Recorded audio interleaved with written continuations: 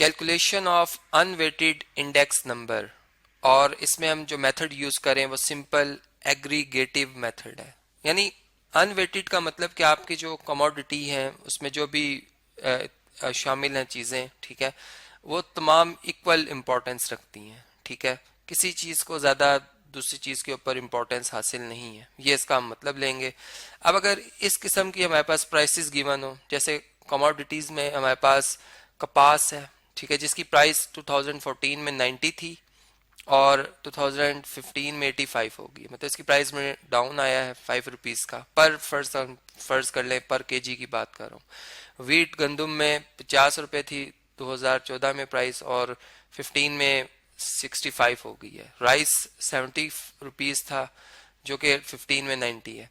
इस तरह से ग्राम जो कि चने हैं उनकी प्राइस 2014 में 65 थी और 15 में 70 हो गई है। तो इस इनके टोटल आ गए हमारे पास। अब हम ये बात जानते हैं, इंडेक्स नंबर जो होता है ये एक ऐसा हमारे पास टूल है या डिवाइस है जो कि डाटा में जो वेरिएशन आ रही है टाइम टू टाइम या प्लेस टू प्लेस उससे कैलकुलेट करता है।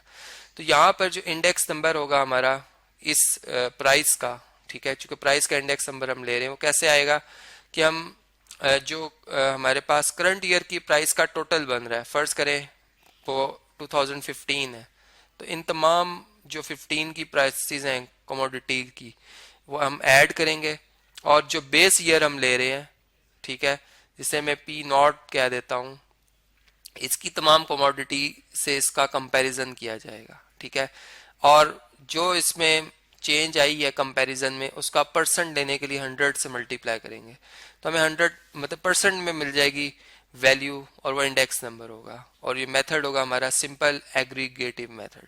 तो देखें सम मैं ऑलरेडी कर चुका हूँ इनका 2000 जो 15 में कमोडिटीज आ रही हैं इनका सम 310 बनता है। ठीक है, ये हम यहाँ पे दर्ज कर लेते हैं, जबकि बेस ईयर का जो प्राइसेस का सम है वो है 275।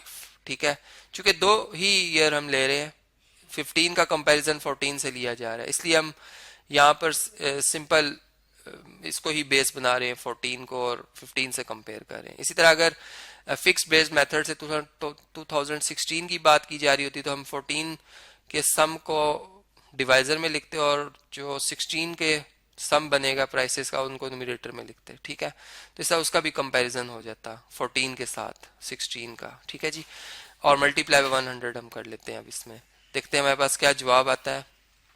चलें जी, नंबर है हमारे पास 310।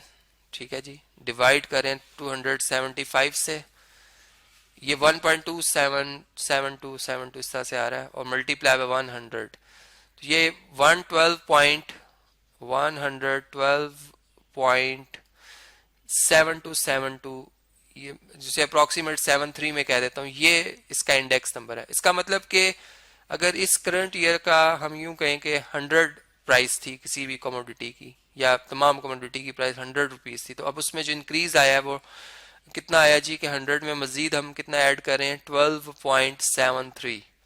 तो ये इस 2015 का मतलब जो प्राइस है उसके साथ इसका कंपैरिजन हो रहा है, तो इसका इंडेक्स नंबर आया है जी 112.73, जो कि पिछले साल की हर प्राइस की एवरेज मैंने ले ली एक तरह से। चूंकि अलग अलग कंपैरिजन नहीं किया मैंने, एक एवरेज बात की है कि तमाम कमोडिटी का जो 12.73% बनता है, जो कि 275 का अगर हम 12.73% लें तो देखें हमारे पास क्या आंसर आता है।